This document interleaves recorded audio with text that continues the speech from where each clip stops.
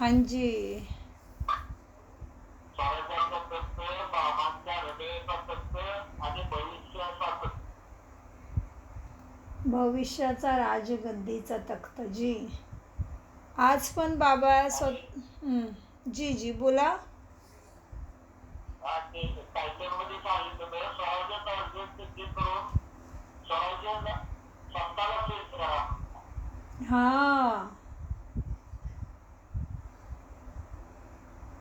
ठीक आहे. आज सुद्धा भ्रकुटीच्या सिंहासनावरती मी आत्मा राजा बापदादा माझ्या समोर बसून मला ज्ञानामृत पाजत आहेत. आणि बाबा खराखुरा आज ज्ञानाचा सागर आणि सुख शांतीचा सागर म्हणून परत परत आपल्याला आठवण करून देतात. आणि बाबा सांगतात की मी ज्ञानाचा कोठार आहे, ज्ञानाचं सामान, ज्ञानाचं दुकान तुम्हाला देण्यासाठी आलेलो आहे. माझ्यासारखं ज्ञान कुठलाही साधू संत कुणीही देऊ शकत नाही. याच्यावरतीच पूर्ण मुरली चाललेली आहे आज. तर भ्रुकुटीच्या सिंहासनावरती विराजमान व्हा. बापदादा समोर बसले आहेत. आजचे महावाक्य आहे 6 एप्रिल 2026 बापदादा मधुबनमधून. कोड मुलांनो, बाबांच्याकडे जी वखार म्हणजे ज्ञानाचे कोठार आहे ते संपूर्ण तुम्हाला मिळाले आहे. त्याला तुम्ही धारण करा आणि इतरांच्याकडूनही करून घ्या. प्रश्न: त्रिकालदर्शी बाबा ड्रामाच्या आधीमध्ये अंताला जाणतात तरीसुद्धा उद्याच्या गोष्टी आज सांगत नाही असं का? उत्तर: बाबा म्हणतात, मुलांनो, जर मी आधीच सर्व सांगितले तर ड्रामामध्ये मजा निघून जाईल आणि तसा कायदाही नाही. सर्व काही जाणत असताना सुद्धा मी ड्रामाच्या वश आहे. म्हणजे मी सुद्धा ड्रामाच्या नियमामध्ये बांधलेलो आहे. त्यामुळे अगोदर सांगू शकत नाही. त्यामुळे काय होईल याची चिंता सोडा आणि बाबांच्या आठवणीची चिंता करा. गीत चाललेलं आहे मरना तेरी गली में, जीना तेरी गली में. ओम शांती. हे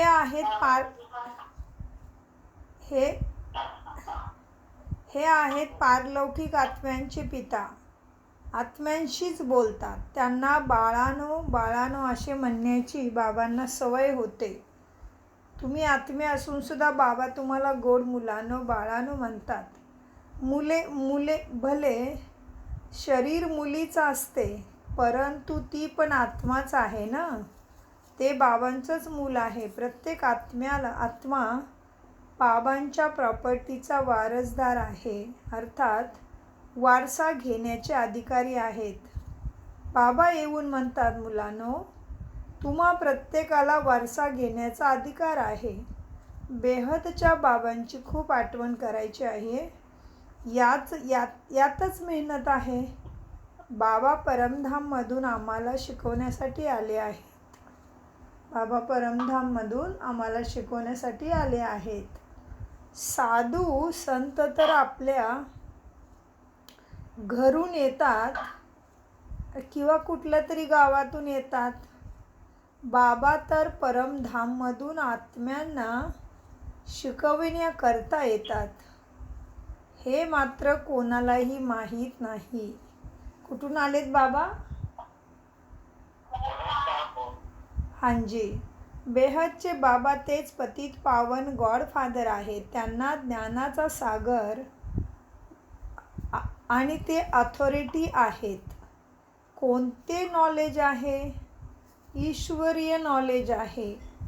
बाबा आहेत मनुष्य सृष्टीचे बीज रूप आणि सत्चित्त आनंद स्वरूप आहेत.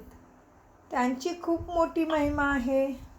त्यांच्यापाशीही खूप वखार म्हणजे ज्ञानाचे कोठार आहे. कोणाचे दुकान असले तरी पण म्हणतील आमच्या दुकानामध्ये ही व्हरायटी आहे. बाबा म्हणतात, मी ज्ञानाचा सागर, आनंदाचा शांतीचा सागर, माझ्याकडे ही सर्व सामग्री आहे. मी संगमावरतीच हे सामान तुम्हाला देण्यासाठी येतो. जे काही माझ्याकडे आहे ते सर्व तुम्हालाच देतो. म्हणजे तुमच्याच जवळ येऊन माझ्याकडच्या सामानाची मी डिलिव्हरी करतो. माझ्याकडे ही सर्व काही सामग्री आहे. मी संगमावरतीच येतो. जे काही माझ्याकडे आहे ते मी तुम्हाला देतो. मग जे जितके धारण करतील, जितका पुरुषार्थ करतील तितकी प्राप्ती. तुम्ही मुले जाणता बाबांच्याकडे काय काय आहे आणि हे अचूक जाणतात. आजकाल कोणी कोणाला आपल्याकडं नेमकं काय संपत्ती आहे, किती आहे सांगत नाही. गायलं गेलं आहे ना, किनकी दबी रहेगी धूल में, किनकी राजा लूटेगा. या सर्व आत्ताच्याच गोष्टी आहेत. आग लागेल आणि सगळं काही भस्म होईल. राजाकडे सुद्धा महालाच्या तळामध्ये खूप मोठी मजबूत तळेघरे संपत्तीने भरलेली असतात. भलं भूकंप होऊ देत, मोठी आग लागू देत, तरीसुद्धा आतून सुरक्षित बाहेर पडतात. तुम्ही मुले जाणता इथली कोणतीही गोष्ट तिथे उपयोगाला येत नाही. सर्व खाणी देखील नव्याने भरून जातात. संन्यासी देखील सायन्ससुद्धा रिफाईन प्रगत होऊन तुमच्या उपयोगाला सतयुगामध्ये येते. तुम्हा मुलांच्या बुद्धीमध्ये आता सर्व ज्ञान आहे. तुम्ही मुले जाणता आम्ही सृष्टीच्या आदिमध्ये अंताला जाणतो.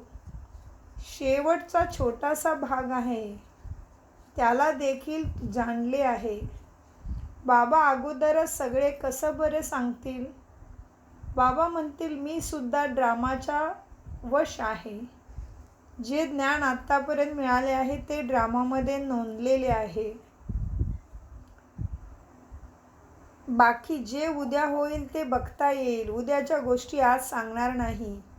या ड्रामाच्या रश्याला कुठलाही मनुष्य समजत नाही. कल्पाचा कालावधी किती मोठा केला आहे. या ड्रामाला समजून घेण्यासाठी देखील हिंमत पाहिजे बुद्धीमध्ये. आई मेली तरीसुद्धा हलवा खा, कारण आत्मा कधी मरत नाही. दुसरा पाठ निभावण्यासाठी गेली. समजतात मेली आणि जाऊन दुसरा जन्म घेतला. आम्ही का रडायचे. बाबांनी समजवले आहे ना. वर्तमानामध्ये तुम्ही लिहू शकता. ही प्रदर्शनी आजपासून 5000 वर्षापूर्वी याच तारखेला याच ठिकाणी अशाच पद्धतीनं झाली होती. हे तुम्ही लिहू शकता. या दुनियेचा इतिहास, भूगोल सगळं काही पुनरावर्त होत आहे. हे तर जाणता ना. ही दुनिया दुनियेचे थोडे दिवस बाकी आहेत. सर्व गोष्टी नष्ट होतील. आम्ही तर पुरुषार्थ करून विकर्माजित बनू. मग परत द्वापारयुगापासून विकर्म संवत सुरू होते, कारण तुम्ही विकारामध्ये जाऊन विकर्म करायला सुरुवात करता. म्हणजे द्वापारपासून विकर्म संवत सुरू होते, अर्थात विकर्म होण्याची संवत. यावेळी तुम्ही विकर्मावर विजय प्राप्त करता तर तुम्ही विकर्माजित बनता. पापकर्मांना श्रीमताने जिंकून विकर्माजित बनता ना. तिथे तुम्ही आत्माभिमानी असता सतयुगामध्ये, जिथे देह अभिमान असत नाही. कलियुगामध्ये देह अभिमान आहे. संगमावर तुम्ही देही अभिमानी बनता. कुठे बसलेत तुम्ही आता. कसे बनत आहात. हांजी, देही अभिमानी म्हणजे मी आत्मा आहे, इथे बसलो आहे शरीराच्या भ्रुकुटीच्या वरती, म्हणून हे शरीर चालतं आहे आणि म्हणून हे शरीर सद्गतीचं ज्ञान अमृत कानाद्वारे ऐकत आहे. म्हणून बाबा म्हणतात, संगमावर तुम्ही देही अभिमानी बनता. परमपिता परमात्म्याला तुम्ही जाणता. हा आहे शुद्ध अभिमान, की आम्ही परमात्माला जाणतो, परमात्माच्या मार्गावरती श्रीमतावरती जीवन चालवत आहे. हा शुद्ध अभिमान आहे. तुम्ही ब्राह्मण सर्वात श्रेष्ठ आहात. तुम्ही सर्वोत्तम ब्राह्मण कुलभूषण आहात. हे नॉलेज फक्त तुम्हाला मिळते, दुसऱ्या कोणालाही मिळत नाही. तुमचे हे सर्वोत्तम कुळ आहे. गायले देखील जाते ना, अतींद्रिय सुख गोप गोपी वल्लभच्या मुलांना विचारा. काय आहे अतींद्रिय म्हणजे?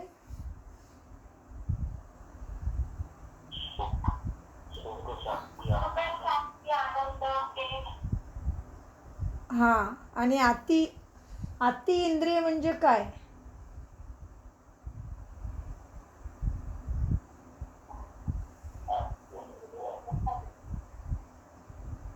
बाबा म्हणतात की गायलं देखील जाते. अतींद्रिय सुख गोपी वल्लभांच्या मुलांना विचारा.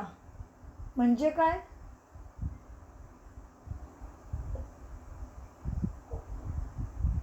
गोपी वल्लभ म्हणजे बाबा. गोप म्हणजे आपण आली, वल्लभ म्हणजे बाबा. आपल्याला ज्ञान गुण शक्ती देणारा शक्तिदाता. आणि अति इंद्रिय म्हणजे आतली इंद्रिय कुठली आहेत आत्म्याची?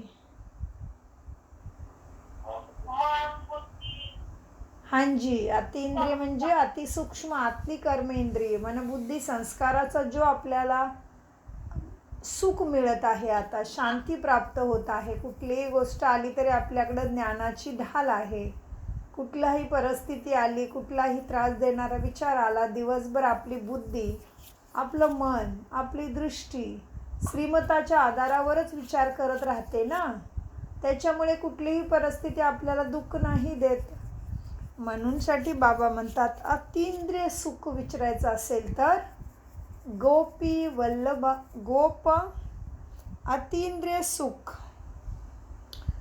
अतींद्रिय सुख गोपी वल्लभांच्या मुलांना विचारा. म्हणजे हिंदीमध्ये पण बाबा अनेक वेळा आठवण करून देतात की अतींद्रिय सुख पूछना है तो मेरे बच्चों को पूछो, गोपी वल्लभ को पूछो. अतींद्रिय सुख म्हणा आपल्याला जे मनबुद्धीमध्ये आता सुख शांतीचा अनुभव होतो, तो सुख शांतीचा अनुभव इतरांना प्राप्त होत झालेला नाही आहे. म्हणूनसाठी बाबा म्हणतात, गायलं देखील जातं. अतींद्रिय सुख गोपी वल्लभाच्या मुलांना विचारा. तुम्हाला आता लॉटरी मिळाली आहे, एखादी वस्तू मिळते, तेव्हा त्याला इतका आनंद होत नाही. परंतु जेव्हा गरिबापासून श्रीमंत बनतात तेव्हा किती अति आनंद होतो. तुम्ही देखील जाणता, जितका आपण पुरुषार्थ करू तितका बाबांच्याकडून राज्याचा वारसा घेऊ. कुठल्या राज्याचा वारसा?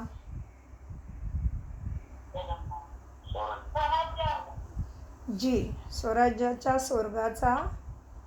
आणि आता सुद्धा संगमावरती बाबांच्या ज्ञान आणि शक्तीचा अनुभव, बाबांच्या साथीचा अनुभव होतो. म्हणूनसाठी बाबा म्हणतात, जेव्हा गरिबापासून तुम्ही श्रीमंत बनता तेव्हा अत्यानंद होतो. तुम्ही देखील जाणता, जितका आपण पुरुषार्थ करू तितका बाबांच्याकडून राज्याचा वारसा घेऊ. जो जितका पुरुषार्थ करेल तितकं मिळेल. मुख्य गोष्ट बाबा म्हणतात, मुलांनो, आपल्याला मोस्ट बिलेवड म्हणजे अतिप्रिय बाबांची आठवण करायची आहे. हे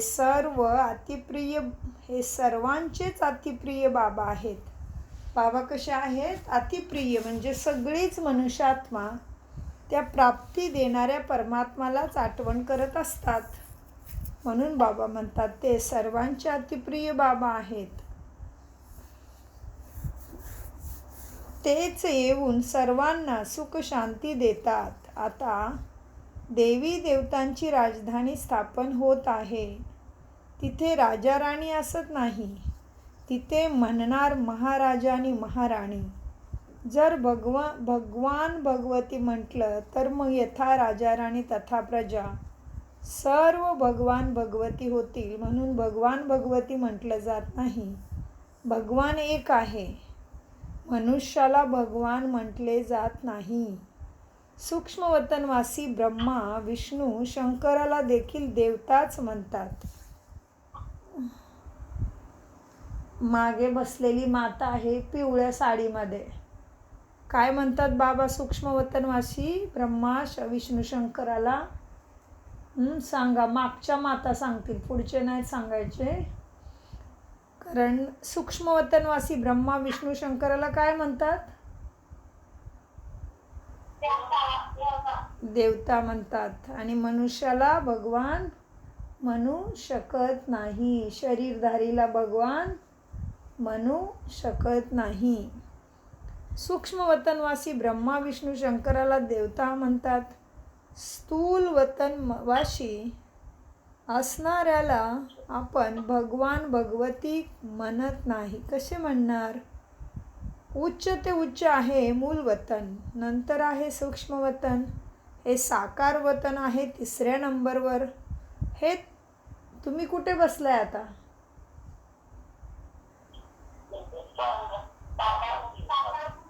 हांजी, साकार वतनमध्ये आणि बापाच्या घरी बसलेले आहे. आणि मुरली संपल्यानंतर कुठे जाणार तुम्ही सगळे?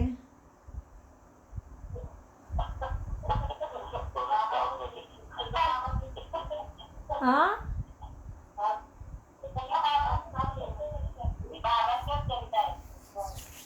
आत्ता बाबा जिथे मुरली चालते ते आहे बापाचं घर.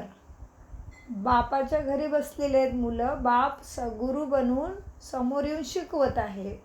आणि मुरली संपल्यावरती जातो ते आहे सेवास्थानवरती. प्रत्येकाचं घर मधुबन भले बने. त्या घरामध्ये तशी तुम्ही व्हायब्रेशन बनवा, तशी तुमची स्थिती असू द्या, तसे विचार असू द्या, ते विचारांची स्पंदनं पसरू द्या. भले प्रत्येक बाबाच्या मुलाचं घर मधुबन भले बने. लेकिन जिथे तुम्ही जाता, कर्म करता, ते सगळं आहे सेवास्थान, कर्मचं स्थान. आणि जिथे तुम्ही मुरलीचा अभ्यास करण्यासाठी येता आणि बाबाने ते घर अधिकृत करून दिलेलं आहे, म्हणजे आता तुम्ही बसलेले आहे बापाच्या घरामध्ये. मुरली संपल्यानंतर जाता कर्मभूमीमध्ये. ते आहे माझी कर्मभूमी, म्हणजे सेवाभूमी, सेवेचं स्थान आहे तिथे. बाबा सांगतात मुलांनो, हे साकार वतन 3ऱ्या नंबरवर. हे तुमच्या बुद्धीमध्ये राहिलं पाहिजे.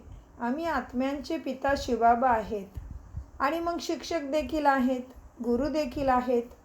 बाबा सोनार आणि बॅरिस्टर इत्यादी सर्व काही आहेत. सर्वांना रावणाच्या कैदमधून सोडवतात. शिवबाबा किती मोठे बॅरिस्टर आहेत. तर अशा बाबांना विसरायचं नाही. असे का म्हणतात की बाबा आम्ही विसरून जातो, मायेची खूप वादळे येतात. बाबा म्हणतात मुलांनो, हे तर होणार आहे, तरीसुद्धा मेहनत आठवणीचीच करायची आहे. हे आहे मायासोबत तुमचं युद्ध. तुम्हा पांडवांचे काही कौरवांच्या सोबत युद्ध नाही. पांडव कसे युद्ध करतील? मग तर हिंसक युद्ध होईल ना. बाबा कधी हिंसा शिकवत नाहीत, काहीही समजत नाहीत. पांडव कधी युद्ध करत नाहीत. वास्तविक आपले कोणतेही युद्ध नाही. बाबा फक्त युक्ती सांगतात की माझी आठवण करा तर मायेचा वार होणार नाही. तुमचं युद्ध अतिसूक्ष्म गुप्त आहे. तुमच्याच आतल्या विकाराच्या बरोबर, मायेबरोबर तुमचं युद्ध आहे. यावर देखील एक कहाणी आहे. विचारले, आधी सुख पाहिजे का दुःख पाहिजे? तर बोललात सुख. सतयुगामध्ये दुःख होऊ शकत नाही. तुम्ही जाणता यावेळी सर्व सीता रावणाच्या शोकवाटिकेमध्ये आहे. ही सारी दुनिया सागराच्या मध्यभागी एक लंका आहे. आता सर्व रावणाच्या कैदमध्ये पडले आहेत.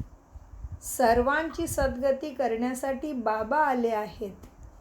सर्व शोक वाटिकेमध्ये आहेत. स्वर्गामध्ये आहे संपूर्ण सुख. बाबा काय म्हणाले? तुम्ही जाणता यावेळी सर्व सीता रावणाच्या शोक वाटिकामध्ये आहे. कोण आहे सीता?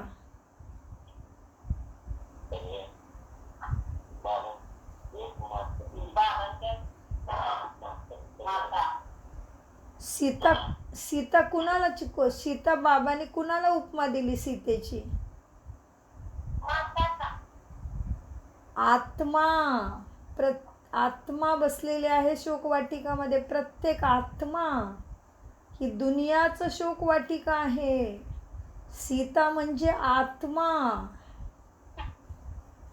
बाबा सांगतात तुम्ही जाणता यावेळी सर्व सीता रावणाच्या शोक वाटिकामध्ये आहे. कुठे बाबांनी माता म्हटलं का? कुठून आला माता तुमच्या डोक्यामध्ये? आहे का महावाक्यामध्ये माता? काय म्हटले? नीट ऐका.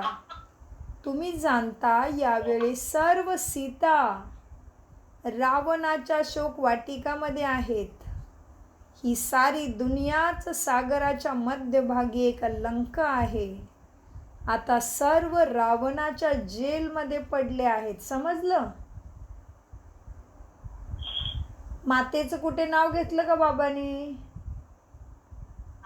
नाही. म्हणजे सीता कोण आहे? आत्मा जी. बाबा म्हणतात सर्वांची सद्गती करण्यासाठी बाबा आले आहेत.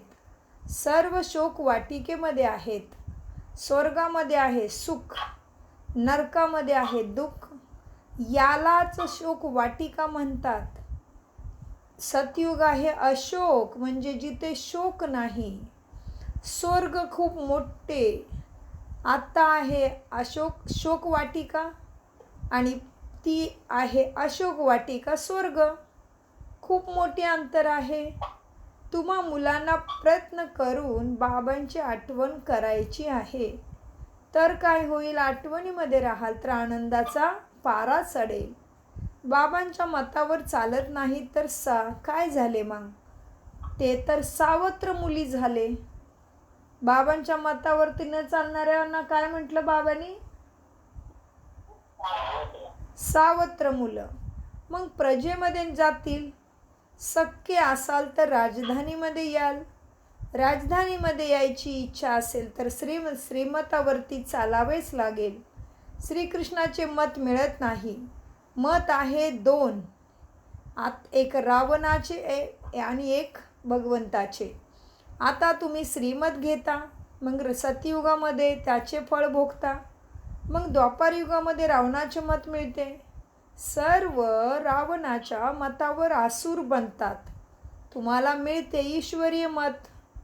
मत देणारा एकच बाबा आहे. तेच आहेत ईश्वर भगवंत. तुम्ही ईश्वरीय मताद्वारे किती पवित्र बनता. पहिले पाप आहे. विषय सागरामध्ये गटकाळे खाणे आणि देवता विषय सागरामध्ये गटकाळ्या खाणार नाहीत. म्हणतील तिथे मुले होत नाहीत का? मुले होतात सतयुगामध्ये, परंतु ती आहे निर्विकारी वाइसलेस दुनिया. संपूर्ण निर्विकारी आहे. तिथे हे काही विकार असत नाहीत सतयुगामध्ये. तिथे मुले होतात योग बळाद्वारे. बाबांनी समजावून सांगितलं आहे. देवता फक्त आत्माभिमानी आहेत. परमात्मा अभिमानी नाही, आत्माभिमानी.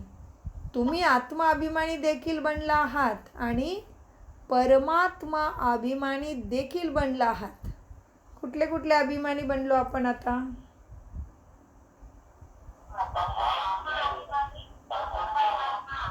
हांजी, खूप छान. परमात्मा अभिमानी सुद्धा आपण आत्ता आहे.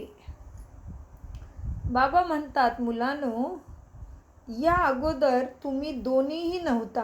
आत्माचाही अभिमान नव्हता आणि तुमच्याकडे परमात्माचाही अभिमान नव्हता. सतयुगामध्ये परमात्माला जाणत नाहीत. ते आहे आत्ताच्या पुरुषार्थचं भाग्य. मी आत्मा आहे, जुने शरीर खूप लक्षपूर्वक ऐका. आता बाबा सतयुगामध्ये शरीर कसं सुटणार त्याची विधी सांगत आहेत. बाबा सांगतात, मुलांनो बघा, तुम्हाला आता ईश्वराची मत मिळते.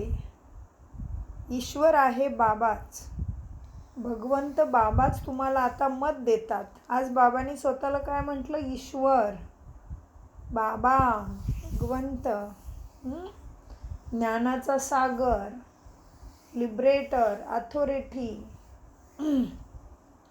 आणि आता बाबा सांगतात, मुलांनो तुम्ही ज्ञानामध्ये येण्या अगोदर आत्मा अभिमानीही नव्हता आणि परमात्मा अभिमानीही नव्हता. सतयुगामध्ये परमात्म्याला जाणत नाहीत, आत्म्याला जाणतात की मी आत्मा आहे आणि मी जुने शरीर सोडून मग जाऊन नवीन शरीर घेणार. हे सुद्धा सतयुगामध्ये आत्म्याला समजते. अगोदरच माहिती होते, आत्म्याला अगोदरच समजते की शरीर सुटणार आहे आणि नवीन सुंदर लहान मुलाचं शरीर मी घेणार आहे. मुले होतात तेव्हा मूल होते तेव्हा देखील पहिले साक्षात्कार होतो. तिथे योगबळाद्वारे तुम्ही साऱ्या विश्वाचे मालिक बनता. तर मग काय योगबळाद्वारे मूल नाही होऊ शकत का? योगबळाने तुम्ही कोणतीही गोष्ट पावन बनवू शकता, परंतु तुम्ही आठवण विसरून जाता. तर इतकं मुलांच्यामध्ये ताकद नाही येत. तर कोणाला अभ्यास होऊन जातो. बरेच असे संन्यासी लोक देखील असतात ज्यांना भोजनाची कदर असते. तर त्यावेळी अनेक मंत्र वाचून मग जेवण जेवतात. तुम्हाला देखील पथ्य तर सांगितले आहे ना, मांस मदिरा काहीही खायचं नाही. तुम्ही देवता बनता ना. देवता कधी अशुद्ध कचरापट्टीचं भोजन खातात का? नाही. असे पवित्र बनायचं आहे. बाबा म्हणतात, माझ्याद्वारे तुम्ही जाणता, सर्व काही जाणले आहे. मग जाणण्याचं काही बाकी राहिलं नाही. सतयुगामध्ये शिक्षण वेगळे असते. या मृत्यूलोकाचे शिक्षणाचा आता अंत आहे. मृत्यूलोकातील काही सर्व कारभार संपून मग अमरलोकाचा कारभार सुरू होईल. इतका मुलांना नशा चढला पाहिजे की आता आपण अमरपुरी सतयुगामध्ये जाणार आहोत, अमरलोकमध्ये जाणार आहोत. तुम्ही अमरलोकाचे मालिक होता. तुम्हा मुलांना अतिंद्रिय सुख आणि परम सुखामध्ये राहिलं पाहिजे. कशामध्ये राहिलं पाहिजे? आणि अतिंद्रिय सुखामध्ये. अतिंद्रिय सुख काय आहे?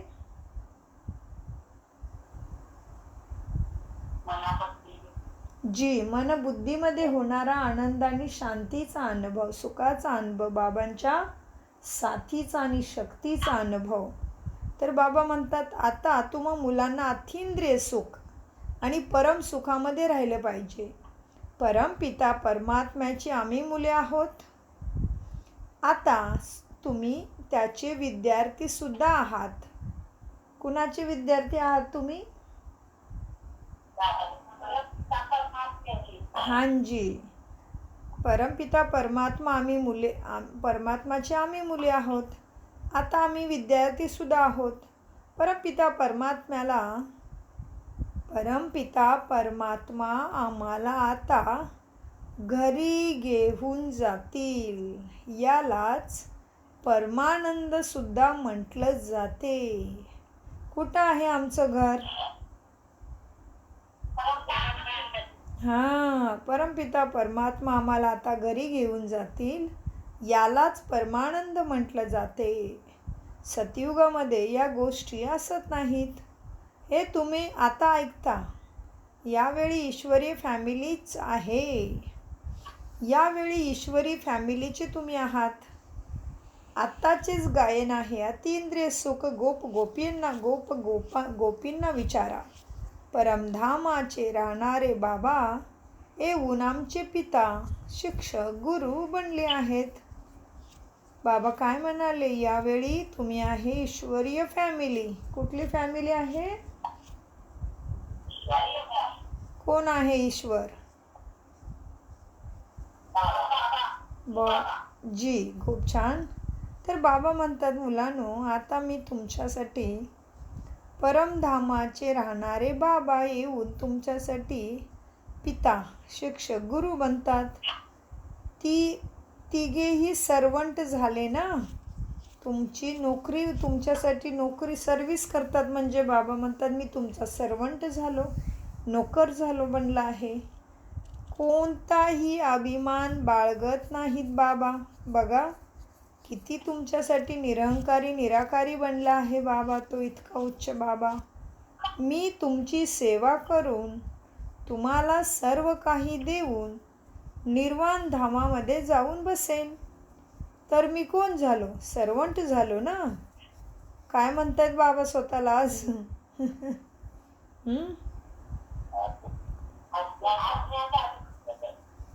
सर्वंट म्हणतायत बाबा स्वतःला. सर्वंट म्हणजे काय? जी, बाबा काय म्हणताय? तुम्हाला सर्व काही देऊन मी निर्वाण धाम मध्ये जाऊन बसेन. कुठे आहे निर्वाण धाम? हां जी. तर बाबा म्हणतात, मी तुमची सेवा करून तुम्हाला सर्व काही देऊन निर्वाण धामामध्ये जाऊन बसेन. तर मी सर्वंट झालो ना. व्हाईसरॉय इत्यादी नेहमी सही करतात ना, ओबिडियंट सर्वंट असे लिहितात. बाबा देखील निराकार, निरहंकारी आहेत असे बसून शिकवत आहेत. कसे इतके साधारण ब्रह्मा शरीरामध्ये बसवून तुम्हाला शिकवत आहेत. किती निरहंकारी आहेत बाबा. बघा, इतके उच्च शिक्षण इतर कोणीही देऊ शकत नाही. इतके पॉईंट कोणी देऊ शकत नाही. मनुष्य तर जाणूच शकत नाही की भगवंत काय कार्य करत आहे. यांना कोणतेही गुरुनी शिकवलेलं नाही. गुरु असता तर अनेकांचाच असला पाहिजे. एकाचाच असतो का गुरु? हे बाबाच पतितांना पावन बनवतात.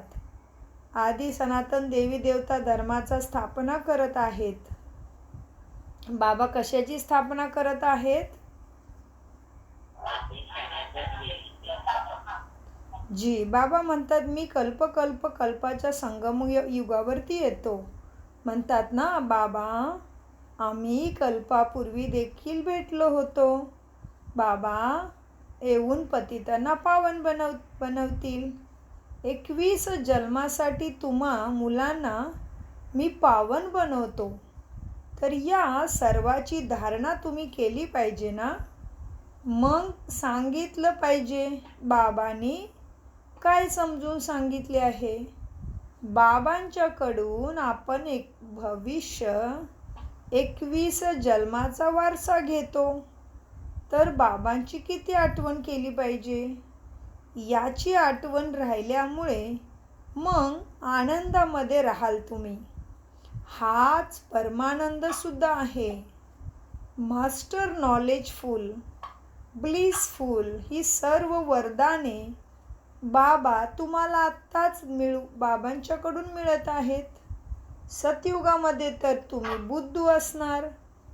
या लक्ष्मीनारायणाला तर अजिबात नॉलेज नाही. यांना नॉलेज असले तर काय होईल? ते परंपरेने चालत आले पाहिजे होते ना. तुमच्यासारखा परमानंद देवतांना देखील होत नाही. म्हणूनसाठी तुम्ही किती आनंदात राहिलं पाहिजे की बाबा आपल्याला 21 जन्मासाठी वारसा देत आहेत. अच्छा, गोड गोड खूप खूप वर्षानंतर भेटलेल्या मुलांच्या प्रती मातपिता बापदादांची प्रेमपूर्वक आठवण आणि शुभ प्रभात. आत्मिक पित्यांचा आत्मिक मुलांना नमस्ते.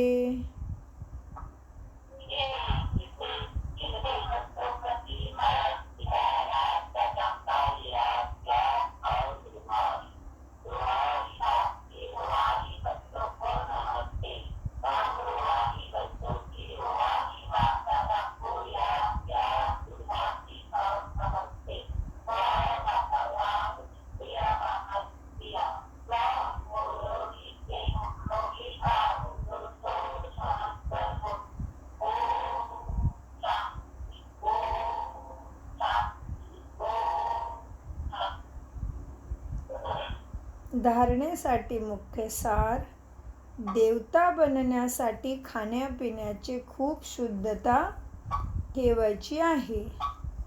खूपच पथ्यानुसार चालायचं आहे. योग बळाद्वारे भोजनाला दृष्टी देऊन शुद्ध बनवूनच स्वीकार करायचा आहे. परमपिता परमात्म्याची आपण मुले आहोत, विद्यार्थी आहोत. तर आता आपल्याला आपल्या घरी घेऊन जातील. याच नशेमध्ये राहून परम सुख, परम आनंदाचा अनुभव करायचा आहे. वरदान. सेवेच्या ध्यासाद्वारे लौकिकला अलौकिक प्रवृत्तीमध्ये परिवर्तन करणारे निरंतर सेवाधारी भव. वरदान. बाप दादा माझ्या समोर आले.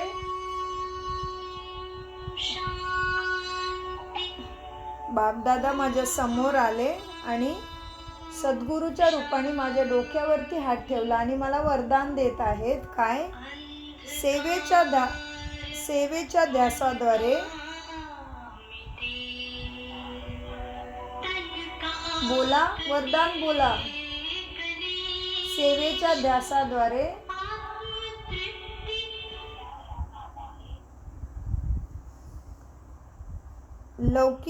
लौकिकतेला अलौकिक प्रवृत्तीमध्ये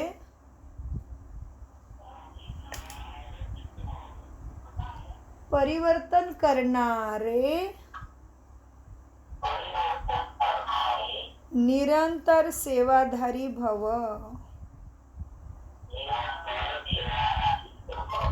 सेवाधारीचे कर्तव्य आहे निरंतर सेवेमध्ये राहणे.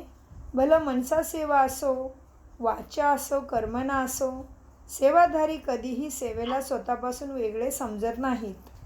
त्यांच्या बुद्धीमध्ये सदैव सेवेचा ध्यास असतो. त्यांची लौकिक प्रवृत्ती बदलून ईश्वरी प्रवृत्ती होते. सेवेमध्ये घराला घर समजत नाहीत, परंतु सेवास्थान समजून चालतात. सेवाधारीचे मुख्य गुण आहे त्याग. त्यागी व्रती असणारे प्रवृत्तीमध्ये म्हणजे आपल्या घरामध्ये सुद्धा तपस्वी मूर्त बनून राहतात, ज्यामुळे स्वतः सेवा होत राहते. बोधवाक्य. आपल्या संस्कारांना दिव्य बनवायचं असेल तर मनबुद्धीला बाबांच्या समोर समर्पित करा. अव्यक्त इशारे. महान बनण्याकरिता मधुरतेचा किंवा नम्रतेचा गुण धारण करा. महान बनण्याकरता मधुरतेचा आणि नम्रतेचा गुण धारण करा. कोणत्याही आत्म्याला 2 क्षण गोड दृष्टी द्या. गोड शब्द बोला तर त्या आत्म्याला कायमसाठी भरपूर कराल. ही 2 क्षणाची मधुर दृष्टी, मधुर बोल त्या आत्म्याची सृष्टी बदले. 2 मधुर बोल कायमसाठी बदलण्याची, कायमसाठी त्याची मनोवृत्ती बदलण्याचे निमित्त बनतील. ओम शांती, ओम शांती, ओम शांती. मीठे प्यारे बाप दादा का अनगिनत पदम गुना शुक्रिया. शुक्रिया फरिश्तों, शुक्रिया ड्रामा.